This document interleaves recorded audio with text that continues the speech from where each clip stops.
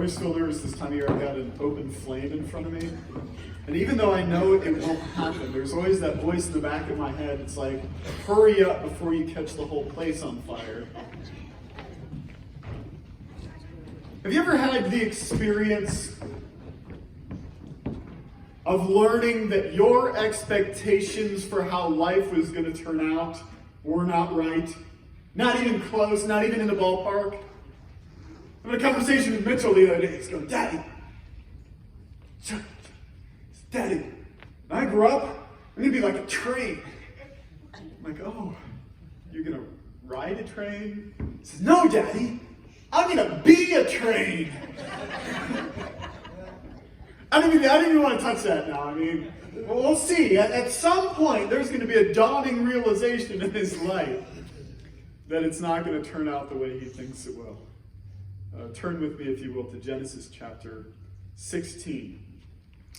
Remember Sarah and Abram, childless couple, well into their 70s. God says, hey, pack up and move.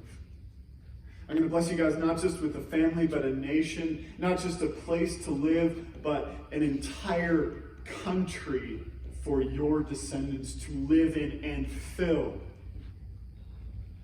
Yet we find in Genesis chapter 16, verse 1, reminds us again, now Sarai, Abram's wife, had borne him no children. And we're told at this point that it's been 10 years. 10 years of waiting. You know, their decade challenge. Same picture, we're just older. No kids to no kids still.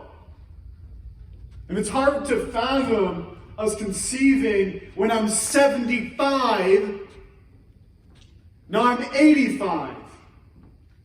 What's going on? It seems less and less possible every day. I mean, it was impossible to begin with, but if it's possible to get more impossible, we're getting there. Like, what, am I going to be dead and giving birth? So here's what happens. She had a female Egyptian servant whose name is Hagar. Sarah said to Abraham, behold now, the Lord has prevented me from bearing children. Go in to my servant. It may be that I shall obtain children by her. And Abram listened to the voice of Sarah. Now you got to understand, we're trying to wrap our minds around what's going on here, that God, up to this point, had not explicitly said that the child would be born through Sarah. He said, Abram, it will be your kids. And so they're like trying to figure out what's going on here. So she says, well, the reason I haven't given birth must be because God's keeping this from happening, which, by the way, is the case. So, here's what we're going to do. Now, it seems odd to us. Again, you got to understand the different culture, right? Because some of us have had fertility problems, right? But your response, I'm hoping, was never to look at your spouse and say, hey, we've had trouble having a kid. But I got this secretary at work, and she looks really fertile.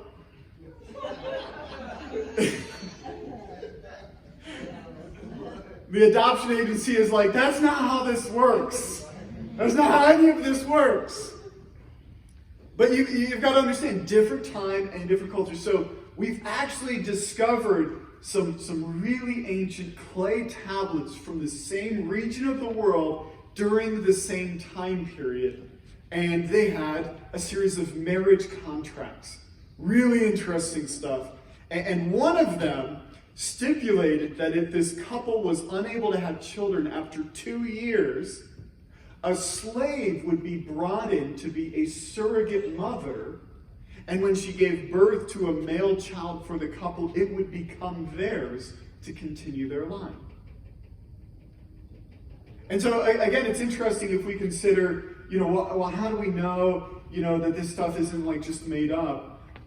This is a random historical detail that would have been unavailable to somebody writing centuries and centuries after the fact. So we find this is a contemporary practice that people do. But this is a challenge for us today, right?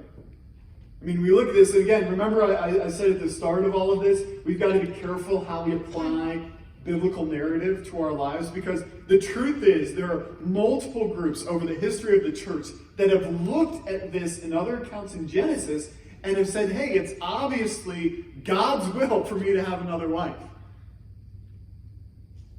You can say, well, you see, polygamy here is endorsed by God. And yet, when you read this account, here's what happens because of their decision. When Hagar becomes pregnant, and when she saw that she had conceived, she looked with contempt on her mistress. The feeling was mutual. Then Sarah dealt harshly with her, and she fled from her.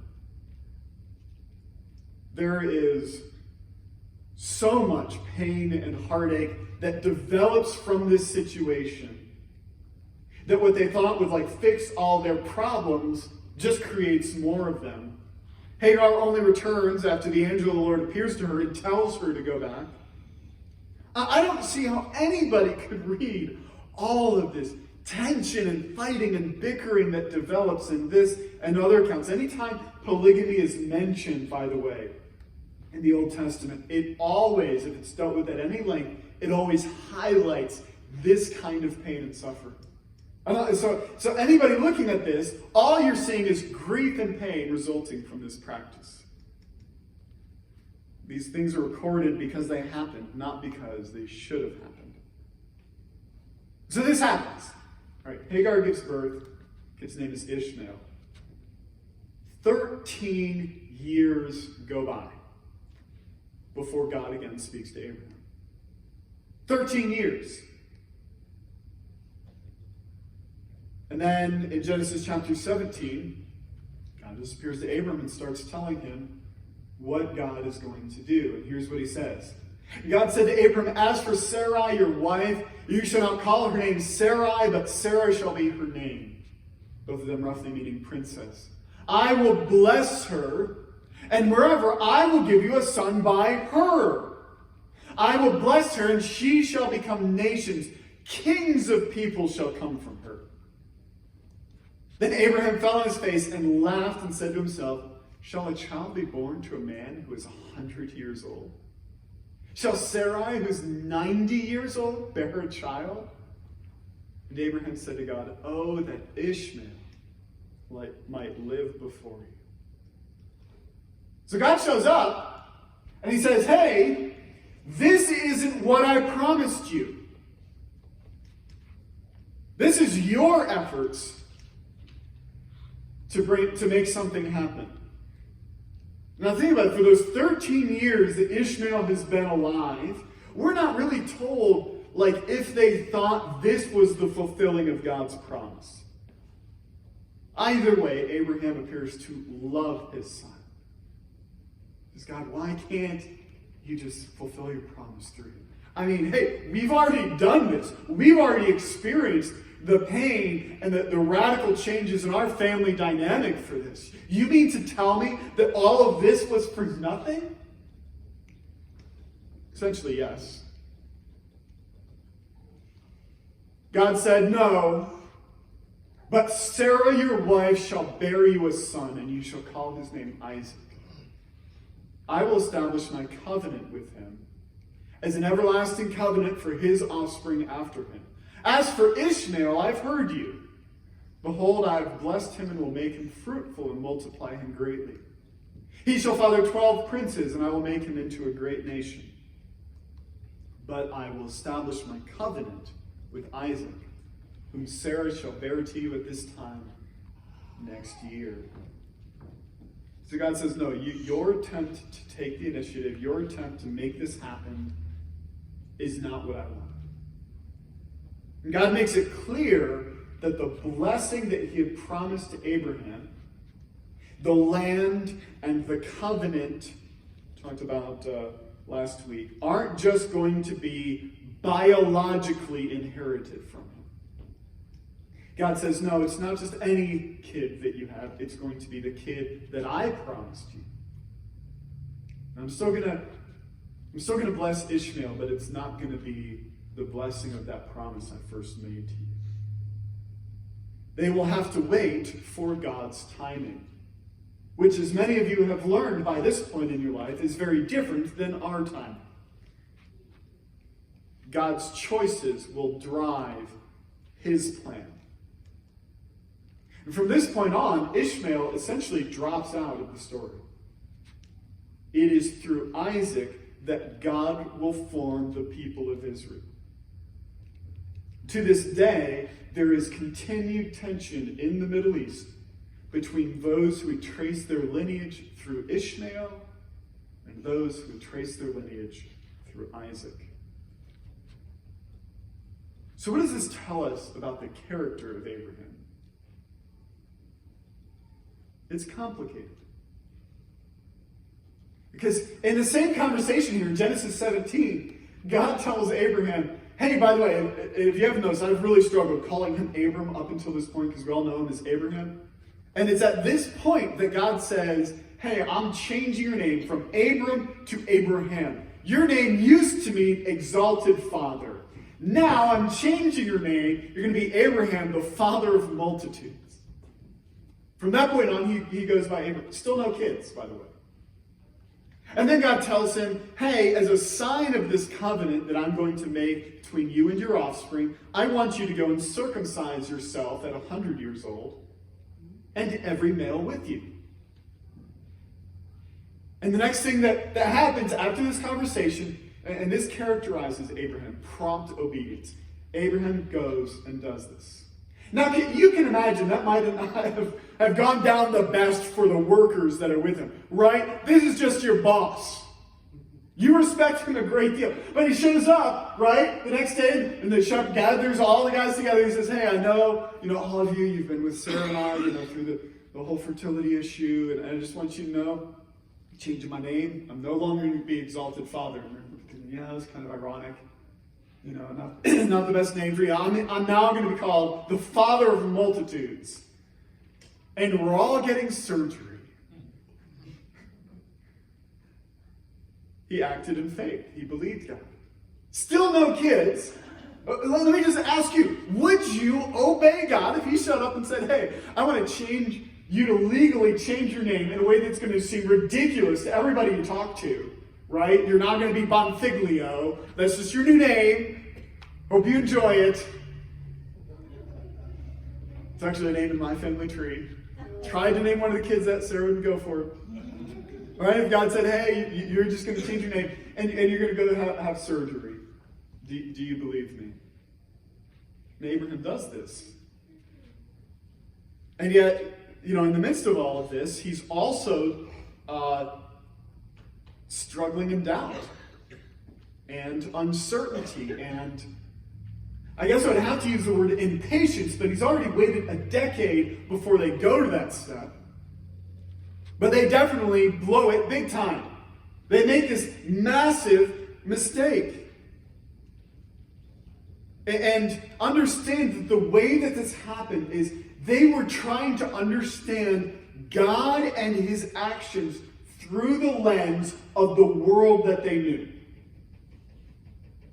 So they had their cultural background. They say, God, I'm trying to understand you. So here's this practice that other people around us do.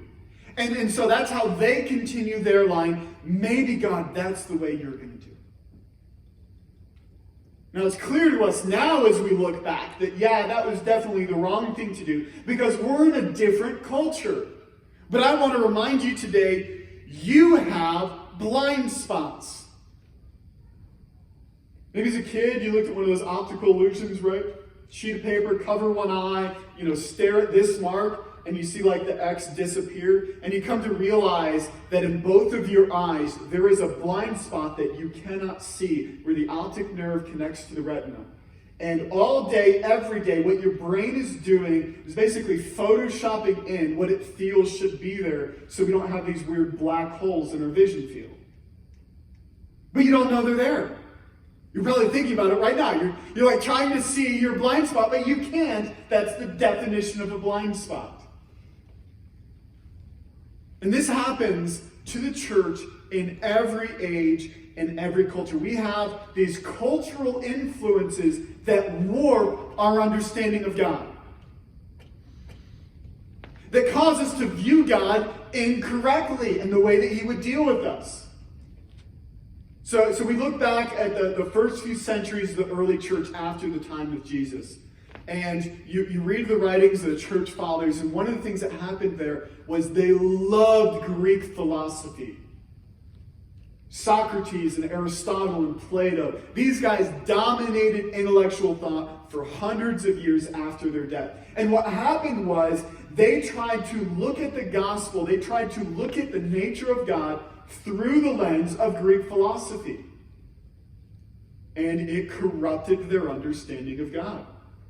Now we can look back at that today and say, oh yeah, that was the wrong way to take that because we're not in a culture dominated by Greek philosophy. You look into the Middle Ages, and what do we think about when we think of the church in the Middle Ages? They became entwined with wealth and political power. The church had the ear of kings, and a lot of time it had kings by the ear. And so what happened? Corrupt people climbed to power in the church because they knew it would get them influence. And of course, we look back at that now and say, oh, that's so foolish. It's such a dangerous thing to seek political power for its own right. Right? But we're from a different culture. Go to South America today. South and Central America, in many places, they will be at church on Sunday and they'll go visit the village witch doctor the next day. They've kind of blended local, traditional, pagan, spiritual practices with Christianity. We say, oh, that's so foolish because you're in a different culture. You know what's going to happen after we die? Some future preacher is going to look at us and they're going to say, how could they not see that? They're so foolish. How could they think that God was like that? It was so obviously their world around them shaping them instead of God. Can I give you some examples of the way our understanding of God is shaped by this? Because this is everyone all the time. We tend to think God is just like us. You ever notice how we paint Jesus white? Right? Pasty white skin. Go to the Middle East. Do you think he looked anything like that? You know how much of a barrier that creates with people? They want white Jesus. And we see it, because I've seen like paintings of Jesus where he's got like dreadlocks, and we're like, yeah, that's kind of odd. And then I'm like, wait, why don't I think white Jesus is odd? Think of the parable of the prodigal son. Do you know how Americans read it differently? Parable of the prodigal son, right? Son demands his father's inheritance, goes, squanders it in reckless living, right? You're familiar with the outline of that. You know what Americans don't notice in this verse? There was a famine. You see, here, we're so focused on personal responsibility that we say, oh yeah, he wasted all his money. He is only the responsibility that lies on him for his actions. And yet people in other cultures, you can do surveys of like how many Americans know there was a famine in this. And go overseas where they've been through a famine. A famine affects everybody. It's not in your control. And so, both of those hit him. You know, is he responsible for his actions? Yes, but he also faced things out of his control. Another example. Think about how we talk about Jesus today. Somebody comes and asks you to share with them the gospel. Tell me about who Jesus is. What must I do to be saved, right? And I want you to think about this. In the book of Acts, we have quite a few examples of this, right? People are coming to the disciples, they're saying, what must we do to be saved? They're preaching, we have like these sermon notes. And do you know what one word is missing in the entire book of Acts? Not mentioned a single time? Love.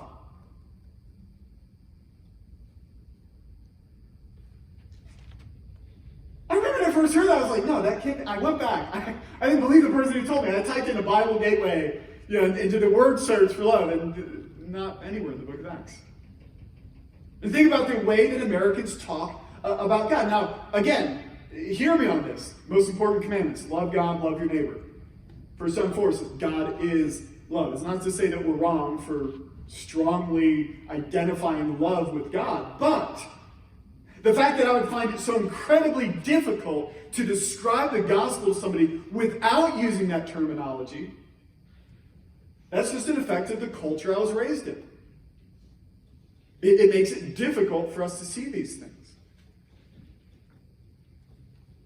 That's a little bit scary to think of these things, isn't it? I find it incredibly worrying, and I have ever since day one. When I was 20 years old and started just pouring myself into my faith, I was really worried about this. How can I know when I have a misunderstanding of God?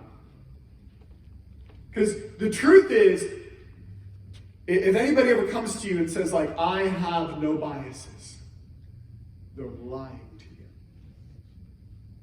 But there are some things that we can do to help. Now, one of those things is we have access to a lot more information about who God is and how he deals with us than Abraham did. Right? Abraham did not have the scriptures. All he had was a series of conversations with God, what he could observe in nature that God had made. And so the absolute primary thing, if you want to realize or counteract your blind spots, is to spend time in Scripture. Spend your time studying that and then line up your beliefs, your understanding of God with what Scripture says to the best of your ability. And the second thing you can do is listen to Christians who disagree with you.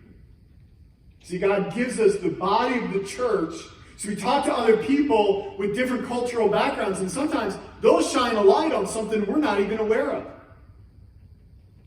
I remember sitting down, and I was sharing a meal with this guy who had spent significant time doing missions in Africa. And we're having this conversation, and I say something to the effect of the most important thing is for you to have a relationship with Jesus. And he said, why do you say it like that? I don't know. I've heard people say that, and I had to go back. I was like, wow, that's really fascinating. Why do I talk about it like that? And so when we listen to other Christians, not just in our Christian circle, but people that we disagree with, or people from a different cultural background, it can help us see areas that we might not have been aware of before. Now, of course, you've got to understand, when we get to heaven, God is not going to grade us with theology tests. You can breathe a sigh of relief now. Because the truth is, all of us, when we stand before God, right now, we're told in 1 Corinthians 13, we see him as in a mirror dimly. But then we'll see him face to face. And so we'll understand that there are quite a few things that we think we know about God now that we don't. We're incorrect on, and God's grace applies. So you've got to understand you're never going to have a totally perfect understanding of God. And so here in the Genesis account, we see God's patience with Abraham, right? Abraham really messes up. He and Sarah, they had an incorrect understanding of what God was promising them, what God was promising to do. And God still says, I will fulfill my promises to you next year. You think he was a little frustrated at that point? Next year? Have you noticed how much waiting is involved here? I mean, so much of this storyline up until this point covers the period of time before they get what God had promised them. It's already been 20-some years. We can't handle 2-day shipping. right? I'm waiting for the day that I click buy and immediately get a notification that a drone is waiting on my doorstep because they figured I might want to buy that, so they already sent it on its way out there. Trying to eliminate that gap between wanting something and having it in your hands. Like that's what we're aiming for as a culture nowadays. And God, he sets this up. God knew that he would not give Abram and Sarah that kid until Abram was 100 years old. Why does God go to him then at the age of 75? He's teaching him to wait. Patience. Not a word we like. Teaching him patience and faith over time. Because it's one thing for Abram to say, I believe you're going to do it. Do you still believe after 20 some years? Because here's what happens when we wait. A lot of times we take waiting as a sign that God has rejected us or that he said no. Christine asked me for something. I said, not right now. She said, no, Dad, that's just your way of saying you're not no. I was like, honestly, yes. I was hoping you'll forget about it. Wait doesn't mean no. And what I find impressive is at this conversation that Abraham's not bitter towards God. Because that's what we do. Say, really, God, you're going to tell me again? Let me guess. Because you notice a repeating theme here is God keeps telling Abraham, here's what I'm going to do. Here's what I'm going to do. Here's what I'm going to do. You're going to have a kid. You're going to have a kid. Just like us Dallas fans here every year, this is going to be our year. It's been more than 2 decades. We've given up. Really, Sarah and I just had this conversation. Miss Kathy had gotten us this really sweet hanging. It's in our kitchen. It says, like, this house still believes. It's got, like, a little Dallas Cowboys thing. And Sarah, just like the other day, was like, you know what? I don't believe anymore. Yeah, the Cubs won the World Series. So, hey, some of you might have a baby next year. I'm just saying. Be careful what you speak. But there's that element of waiting for stuff that causes us to say, well, if I've been waiting for it so long, it's not going to happen at all. You know what one of my most intense memories from Christine's age? You guys remember light brights? I'm going to date myself here. You know, you poke these little lights in the board, and yeah, it was before tablets and anyway, so my dad he worked in the FBI, and sometimes he worked, long hours or unpredictable hours. And my brother and I, we had spent a lot of time, did this exact pattern, and we're waiting for Dad to get home. Now, again, I was 7, so I don't know how much time actually elapsed. But at some point, I reached the conclusion, Dad is never coming home. And I was so distraught, I began yanking out the light. He's never coming home. And at that moment, he came through the door. And I remember, trying to put the lights back in, but if you ever done them, you don't know what color goes where. And it was such a curious thing to stick with me through all these years, but I had assumed that his delay had meant no. Maybe you've been praying for something that you've just flat out given up on because you assume that God's delay means no. Or you're not prepared for the ways that God's plans will differ from yours.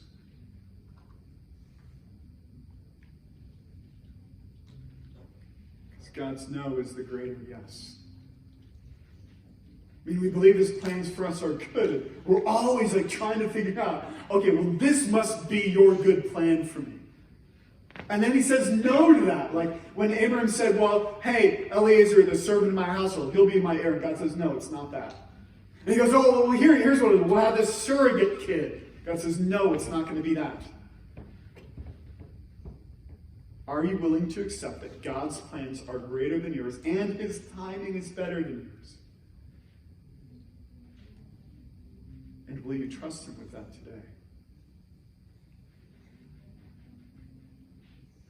Will you believe him even when you don't see it? Will you trust him while you wait? Let's pray. God, I'll be honest, none of us wants to wait more than 2 decades for anything. God, we want to see your kingdom come now. We want to see your work be done now. We want to see that healing that we've been praying for, God. We want to see it now. God, we've got loved ones that are facing addiction, and we want to see their lives changed now. We've got plans for our life. Some of us are waiting to retire, and we don't want to wait till we're 100 years old.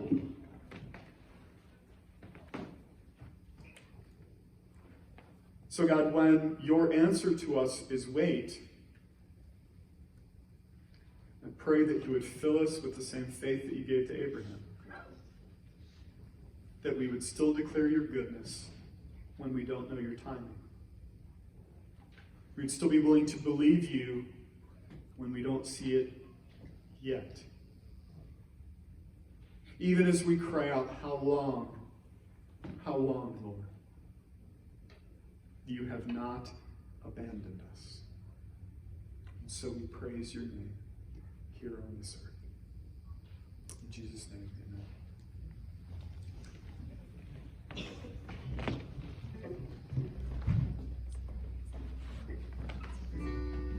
Stand with us.